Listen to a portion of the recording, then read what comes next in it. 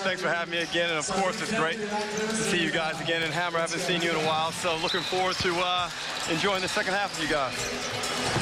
Of course, Derek Rucker and Shane Heel, good friends also, fierce rivals out on the floor. And I'm sure you'll hear a little bit about some of that tonight. Adam Gibson looking to turn the corner. His floater's off the mark. Hudson does a good job of tapping it out to Mark Worthington. Worthington flicks that three, can't quite get it to go. Dorsey with a good hustle. Tragah needs to get it turned on here in the second half. Tragah off the mark. Hudson with a rebound. That's how the Melbourne Tigers have started this half. Bottom of the screen, DeLeon. Gibson finds Petrie down low. Baseline jump shot, good. See, that's a mismatch for the Gold Coast players. You want to see them keep going back to Petrie. He's got a size and a strength advantage over Liam Rush. And I've been surprised, Hammer, with the Blades' balance. I mean, I think Mark Worthington's the best player on the floor, but they have a pretty good lineup. They should really be a threat this season. Oh, they're one of the most talented teams in the competition. There's no doubt about that. They just haven't been able to find their consistency as we see Dorsey finally get to the basket. Dorsey turns down the jumper, turns the corner. DeLeon tries to find a teammate. Petrie has the ball knocked out of bounds by Rush. And Hammer, talk to me about DeLeon a little bit. He looks like he's got some explosiveness. I saw him hit, a couple of jumpers. He looks like he's got something happening. Yeah, he's certainly more of a street ball kind of player. He's got unbelievable moves off the dribble. And you see Gibson, who I think is one of the best players on the court right now. He's really shown good leadership, good poise, and gone to the next level, Derek, in the last couple of years. But DeLeon, he's certainly explosive. Probably just hasn't been able to find a balance of being able to get his teammates involved and work that into being able to be a high-scoring point guard as well. Rush turns it into the middle. He's off the mark. Daniel Dillon can't reel it in after it's tipped to him. And the Melbourne Tigers continue to struggle from the field, shooting just over 30%. You don't win many games at the big 3-0 mark. No. I mean, people talk a lot about defense, but you can play outstanding defense. But if you're shooting the ball at 30%, 9 times out of 10, Steve, you're getting an L. Yeah. And if you picked up a W, that is a real ugly game. DeLeon trying to get to the rim. His pass is deflected. He gets to Dillon. Dillon skips it over to Dorsey. It just gets by. Tommy Greer shoots his set shot. That rattles out. Liam Rush throws it right to DeLeon. You see that last play, Derek, that DeLeon. He's got 30 assists for the year and 39 turnovers. See, he made a good move to the basket, but just wasn't able to execute the same way as we've seen Myron Allen at the other end be able to get to the paint and really locate the players in the right positions. Yeah, that ratio is poor, Hammer. I remember when you used to talk over the numbers a lot, and I mean, the standard is kind of 2 to 1 for a decent point guard, but realistically, you like to be around 2.5, 3 to 1, then you really know you've got your distribution popping. I think in Australia, though, they're so stingy with the assists. It's a little bit different in the States where they hand them out when you pass the lolly jar on the bench. Yeah. I got a few assists and didn't hit the court. DeLeon lines up his 3-ball, and that comes up long. DeLeon gets the rebound. Smallest man on the floor, can't get it done. Greer. His jump shot gets every bit of the iron, but it goes down. Melbourne Tigers with 36. I took a couple shots out here before the game, Hammer. Woo, nice friendly rim. Certainly are. Yeah, I got kind of excited. This is a nice gym to play at, a great sized venue, and you'd love to be able to have one of these in every major city in Australia. Yeah, this is nice. And it's warm, too. I like that. It's just a good balling atmosphere. Tragah to Daniel Dillon. His long-range attempt is good. Daniel Dillon knocks down to 3, takes his tally to 6. And not to change the subject too quickly, but Vinny Lewis came in and got a few shots off. Not too dissimilar to his old man. He got some shots up quick. Didn't he? Yeah, he's not bashful. He's got a nice stroke, though. I like what I saw. His stroke was good. Yeah, he's nice and long and athletic, too, as he starts to develop his game into a more well-rounded game. Yeah, I think he's caught in a difficult situation with so many people in that 2 and 3 position. Yeah. And you look down the bench, and Trevor Gleason's in a tough position trying to get somebody like Benny Lewis some minutes when there's so many veterans in front of him. But, you know, last year the Tigers had way too many bigs. This year I think they're too jam-packed in that 2 and 3 position. Right. Yeah, he's got Liam Rush, Tommy Greer, Lucas Walker, Ron Dorsey. And then you throw in Daniel Dillon, that's really a two-man as well. De Leon. Allen was all up in his grill. I think that's one of the things I noticed last week up in Townsville, Steve, was the inability of a lot of the point guards in late shot clock situations to create their own shot firstly, and then taking that as far as they could, and then at the last moment perhaps finding someone else to get off a shot. I think it's a bit of a lost skill at the moment. Yeah, and so necessary in a 24-second shot clock situation. Allen gets the hit, no call. Daniel Dillon gets the offensive rebound. It's a good point, D. It's certainly not a lost skill in the States at the moment. You see the great point guards that, you know, can certainly do all of what you're talking about. But here in Australia, we haven't necessarily recruited point guards that can actually do that. Kadee, his floater comes up short. Daniel Dillon, who's a good rebounding guard, comes up with it, puts it on the floor. Turns on the Jets. Shots blocked from behind by Tommy Garlick. Jason Kadee on the other end should have pulled the trigger on that one. Get another look as Garlick comes to help. Dorsey again gets to the rim, gets the tip. Ron Dorsey's points have come in the paint here in the second half. Great sign for the Melbourne Tigers. Dorsey's got 19. They just brought that lead back quick. It was 20 points before we started just chatting, and all of a sudden it's out back to 13. Melbourne Tigers, 11 points in the quarter so far. The Blaze have been held to 6. We got a timeout on the floor. And like you said, that 20-point lead is cut down to 56-43.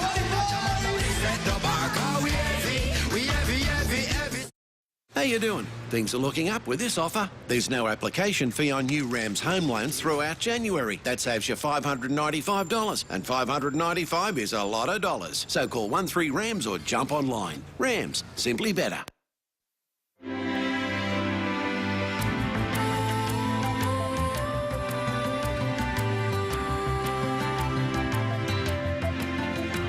There's more to life under a Stratco Outback. Look at that. Straight to the hole. Oh, Matt. They get there. Your man helps up. You slip straight to the hole. And look for that. Keep getting into lanes. Hey, great work on that. Keep being aggressive. Hey, MA gets in the lanes. You've got to spot up ready. You guys have got to crash that glass. Defensively. Challenge. It's on the baseline, boys. A little more intensity in the voice of Trevor Gleason, and why not? His team was down 20, and the Melbourne Tigers on a 7-0 run have made this interesting again. And you know, we talked about the Perth Wildcats last night against the Sydney Kings. They always give you a chance to get back in the game. Gold Coast Blaze, they're the same when it comes to letting you back in, giving you opportunities to make it a close one. They give you plenty of opportunities. Maybe that's why they're exciting to watch. Worthington is fouled by Ron Dorsey. I think they're exciting to watch, but I think sometimes frustrating for their fans as well, because they can see the talent, they can see the potential, the ability to be able to win games, but then get frustrated why they lose games as well. Yeah, no doubt, because, you know, when you're a fan, you paid your money, you come here to support your team.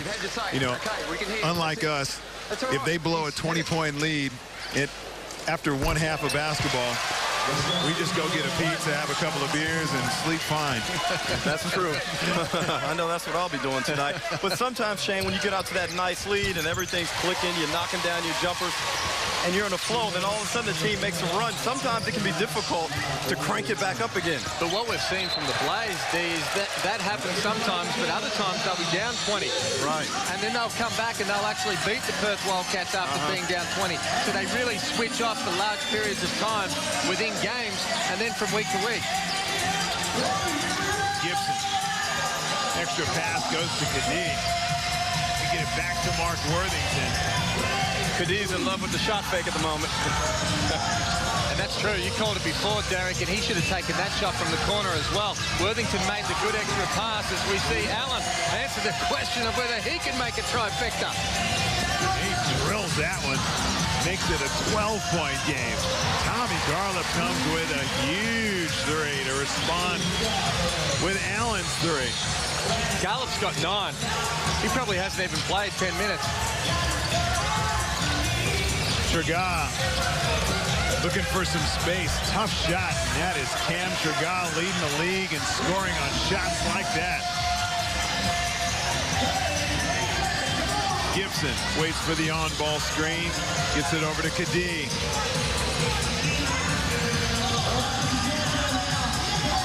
Extra pass goes to Stephen Hoare.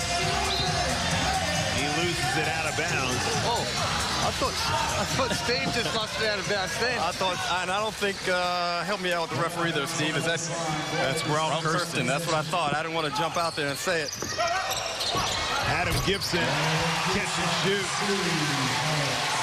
He drills that one wide open on a baseline out of bounds. Yeah, he just looks so much more confident with his jump shot now. His footwork's better, he's balanced when he comes off those sort of screens. But it looks like he believes that the shot's going in. And a couple of years ago, that really wasn't in his arsenal. You know, and I'll give Gibbo credit. I was with the Brisbane Bullets when he first came into the league, and he was always in the gym working. You can see he really wanted to be a good player, and it meant something to him, Hammer, that to be a good player. No doubt, he's a good kid. Worked with him with a couple of years on the Australian team, and a very, very good teammate. As you say, hard worker, takes a lot of pride in his defense, and he certainly makes teams better. I think one thing he does on his shot a lot, he seems to get it to the shooting pocket more consistency. And he used to be all over the shop when he first got in the league. Cam Trigah slings it up there, and he rims that one out. Boy, his shooting percentage has been lackluster. He is 3 of 12 from the field. Somebody might get dunked on. Go! Daniel Dillon with the jam. Jason Kadee ducking at the last second. Nothing wrong with that. Stephen Hoare on a little pick and pops off the mark. Worthington gets the arm of Myron Allen. Daniel Dillon has got some athleticism. Going with a little flair. It is so surprising up. Like when Derek dropped 45 on Al Green and Adelaide in that preseason tournament. Oh, wow. Wow. Daniel Dillon with a 3. Scores 5 straight for the Melbourne Tigers. You see me just pull that one off the mental Rolodex? Yes. Gibson. You know, when you go to Adelaide, Al is going to be all over you for that. He's going to be all over you. And I can tell you one thing, I won't be making a trip to Adelaide. I love your Townsville, and I'm so humbled by the fact that I went up there. But they see me the last of me in Townsville, too, because I'm not trying to rush up there again either. But thank you for that weekend, Towns. I'm just kidding. I'm just entertaining. It was a great weekend. Wasn't it, Steve? Was it terrific? It was terrific. And South Australia is not on the itinerary? Nope. Okay. Do they let you in town either, Shane? Oh, I don't know. What's he talking about? What's he talking about? The ring, you guys here. I'm pretty sure he'd have to come with his own security team. It's an 11-point game. So I tweeted Drew during the week, Steve, to follow on from our conversation last week. He didn't get back to me. Yeah, it's funny, Dad. Well, a bit disappointed. Oh, well. He's a Twitter snob. Allen. Oh, burst, and he misses the layup. Myron Allen must be thinking, man, I'd have 20 assists if my teammates could make a layup. Look at this, just drops a dime right there. Well, that would have been his 6th assist. Still can be. Thurston can make this. Great poise from Allen being able to get to the basket. And it's so annoying we're all three-point guards, and we could never, I'm sure you guys are like me, you could never understand how the big man could miss that shot. No doubt. and you want to get angry, but at the same time, you know, big men are a little bit sensitive. You got to be supportive, and you know.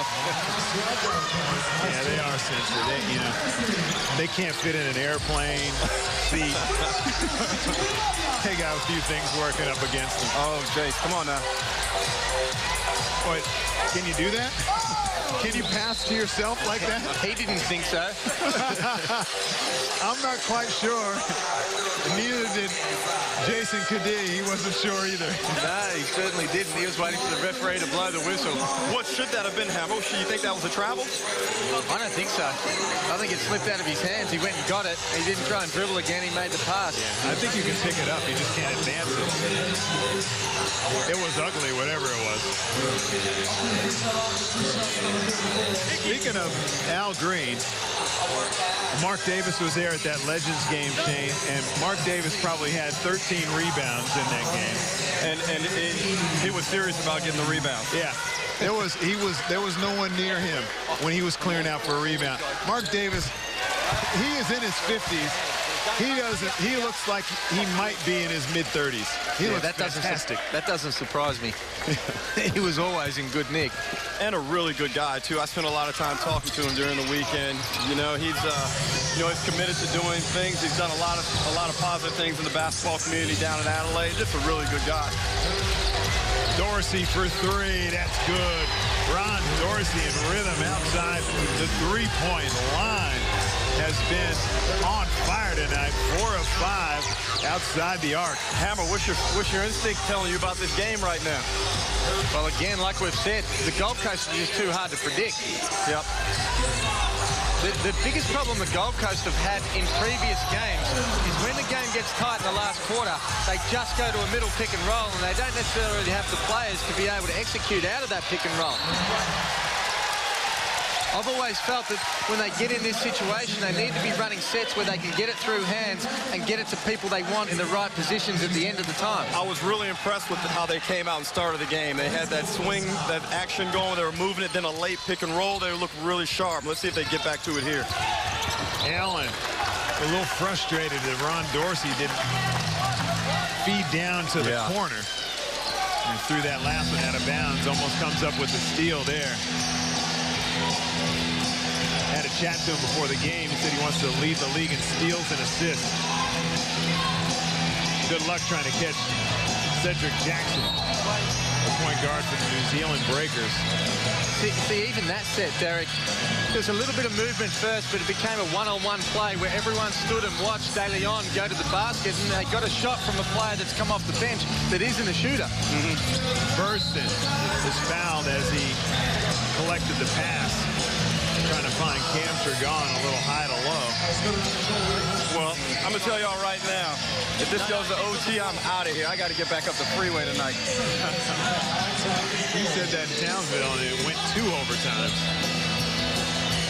But there wasn't anywhere else to go. I just wanted to go to bed that night. Dillon throws it right to Adam Gibson. Funny how some teams execute like they're going to get a layup on the baseline out of bounds. Other teams can't get it in. It's true. Maybe you ought to watch a little TV, run whatever the hell the other team's running, and try and execute it.